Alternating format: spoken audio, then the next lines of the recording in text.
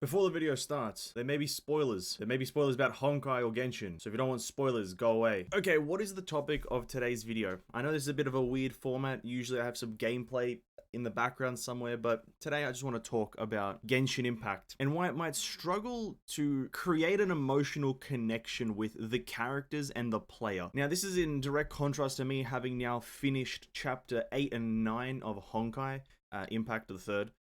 Not the other ones. Its chapter 8 and 9 are absolutely phenomenal, and if you have played through them, then you absolutely know what I'm talking about, or if you haven't played through them, then I 100% recommend you get to it. But the topic of today is why Genshin may struggle to create a connection. Now, Genshin has some amazing characters, some great creation of characters, great story of characters, and great backstory behind them, the past.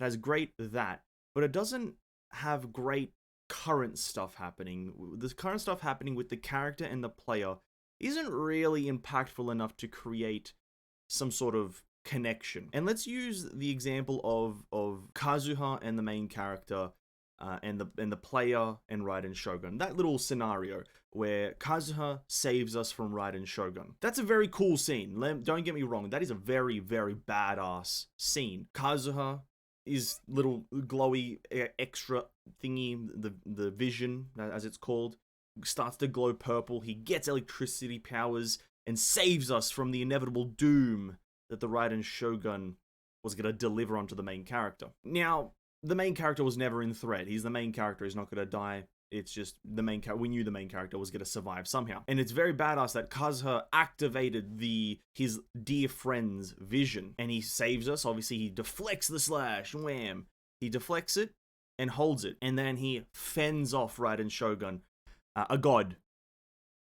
A human fends off a god. Interesting. And that's fine and dandy. Badass quiet. But if I was to change one thing about that scenario, is that I would have made it that Kazuha sustained an injury. I would have made it so he cares about us so much that he would sustain an injury on himself to actually save us, thus creating an emotional connection, and thus we feel something for Kazuha other than happiness. We feel, wow, I'm indebted to this guy. This guy did this for me. He saved us. And thus you have an emotional connection. Whilst with the original version where he just fends off Raiden Shogun, kind of just slaps her spear away, or sword I think it is, he just slaps it away like it's nothing. You just like, yeah, that was a badass cutscene, that was a badass cinematic, I like that, cool. Moving on. You know, you don't feel anything. Now, there are a few characters in Genshin that you have some sort of connection with, but it's all through backstory. There's very little connection happening through whatever you're experiencing right now. For example, Venti, Zhongli, and Raiden Shogun, sorry. You hear their backstory and you're like, damn, that's pretty intense. You know, obviously Venti, the war, losing his friend. Zhongli being a strong god. The god of salt dying, Raiden Shogun, I was about to say Mei again, Raiden Shogun, her sister going away, sacrificing, all very sad stuff. The game has sad stuff. Shenhe's story, if you've heard that one, it's all very sad stuff, but it doesn't really have an impact on the character because we weren't there for it, and thus we do care, but technically we also don't because it didn't affect us in any way. And that's in direct contrast with Honkai Impact stuff where, you know, chapter 8 and 9, I don't want to spoil anything, so spoiler warning again, but like, that shit, you're there for it. You're there for whatever the fuck's happening with Himiko. You're there for the whole experience, the build-up, the trial, the tribulations, and then the climax. You're there for the whole experience.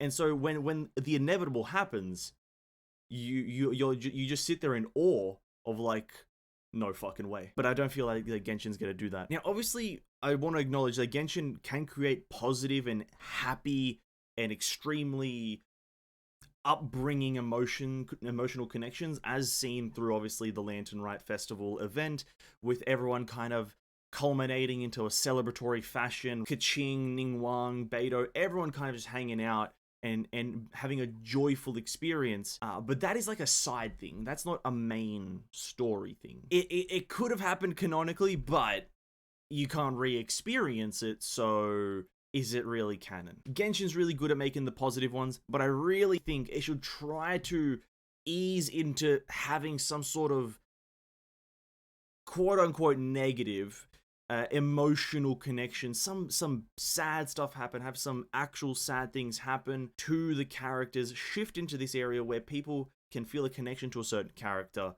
and feel like they're either indebted or they're super grateful to a character for doing a certain thing, rather than something happening, bada, fight, and then happily ever after. It's so bad.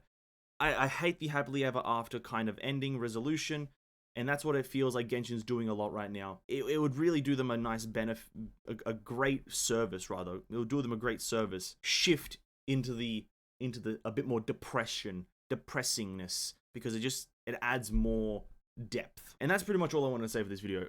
Honkai Impact has opened my eyes, and I think Honkai does a lot of things great with the story writing, and I think Genshin could benefit greatly from the writing. Thanks so much for watching, like, subscribe, and all that good stuff. Catch you guys in the next video. Peace.